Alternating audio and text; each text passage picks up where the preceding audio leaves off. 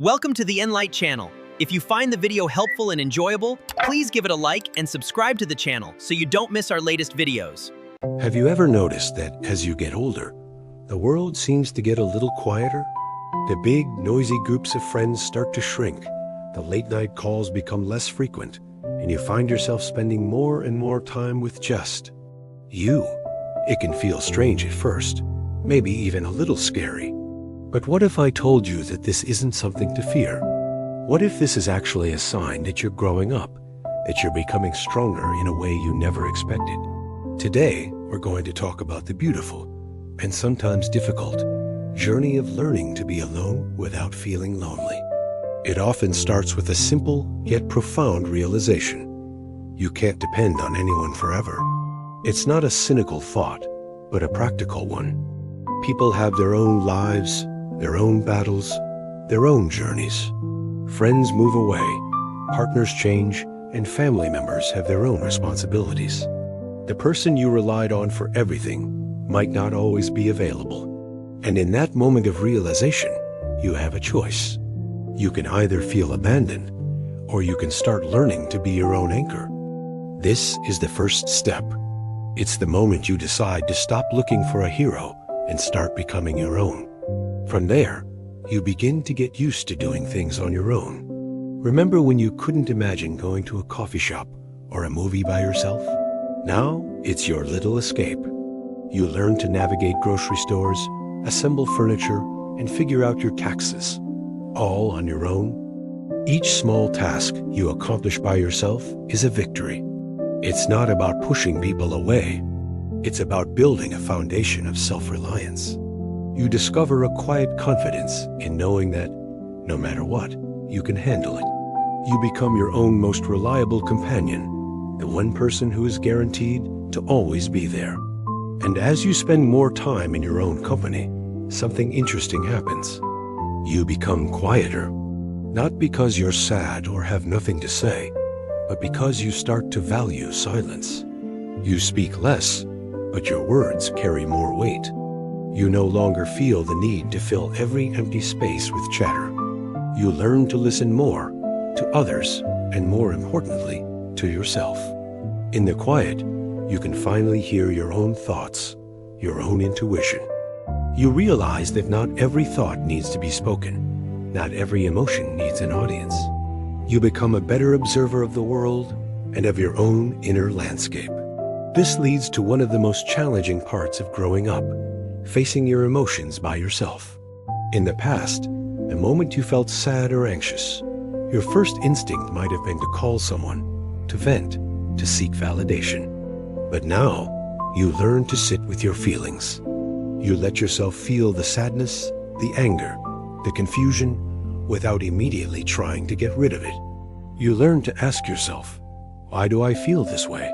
You become your own therapist, your own confidant. It's tough, yes, but it's also incredibly empowering. You learn that emotions are just visitors. They come and go, and you are strong enough to host them without letting them take over.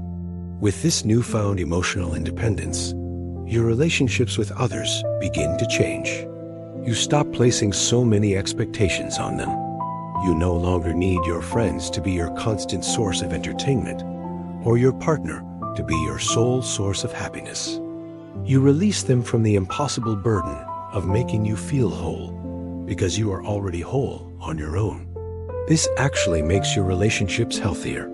You can love people for who they are, not for what they can do for you. Your connections become based on genuine affection and mutual respect, not on neediness. And with this clarity, you also learn the crucial skill of letting go. You start to recognize which relationships energize you and which ones drain you. You realize that not everyone who started the journey with you is meant to finish it by your side. Letting go of unnecessary social obligations or friendships that no longer serve you isn't an act of cruelty. It's an act of self-preservation. It's like decluttering your life.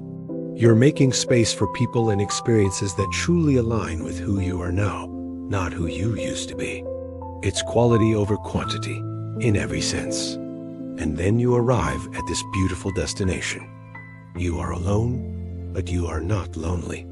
Loneliness is a feeling of lack, a painful awareness of something missing.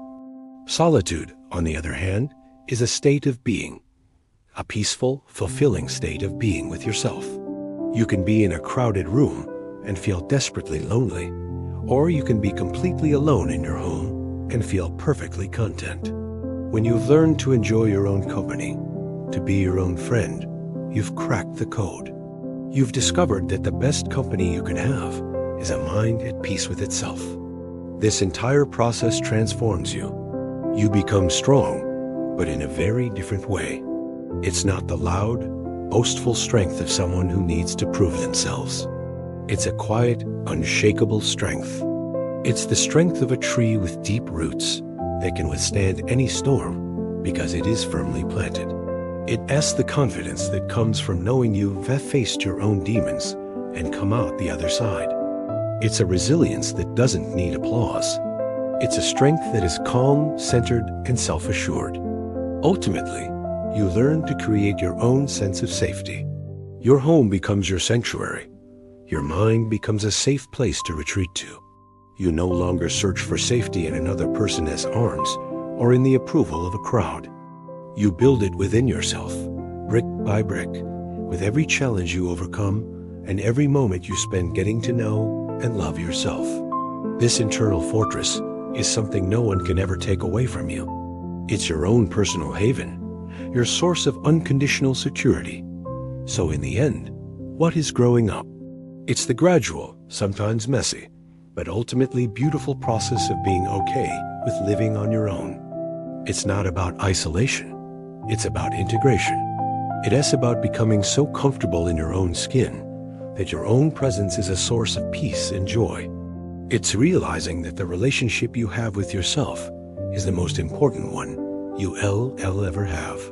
It's the journey from needing others to fill your cup, to filling your own cup so much that it overflows and you can share it with others freely. It is the art of being alone without ever being lonely. Thank you for taking the time to watch the video. Your support is the motivation for the channel to continue sharing. See you in the next videos. Bye-bye.